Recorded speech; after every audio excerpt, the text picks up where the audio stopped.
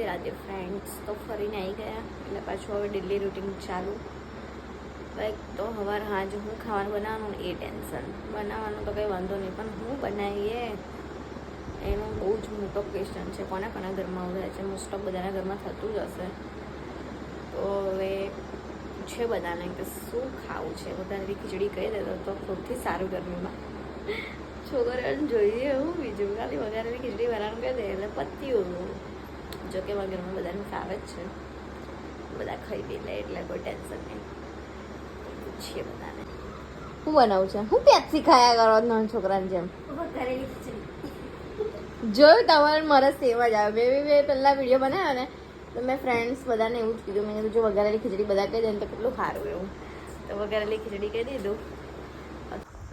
તો ફ્રેન્ડ્સ ધાબા પર જઈએ. હવે મારા સામે સસરા તો ઉપર બેઠા છે. હવે એમને પૂછીએ વઘારેલી ખીચડી ફાઇનલ તો ફાઇનલ. ખબર નહીં ફોન પર વાતો કરે છે. મમ્મી વઘારેલી ખીચડી ફાઇનલ ધાબા પર ના એ બનાવી દઈએ ફાઇનલ ને. ચલો હેને વઘારેલી ખીચડી ફાઇનલ થઈ ગઈ. ઓ વઘારેલી ખીચડી બનાવી દઈએ. 7:30 તો થઈ ગયા છે. બનતા વાર શું હવે. તો ચલો ફ્રેન્ડ્સ, તમારા ઘરમાં પણ કેવું ચાલે છે મને કહેજો જરા. કમેન્ટ કરીને મળીએ ત્યારે આપણે આવા બ્લોગમાં. રાધે રાધે.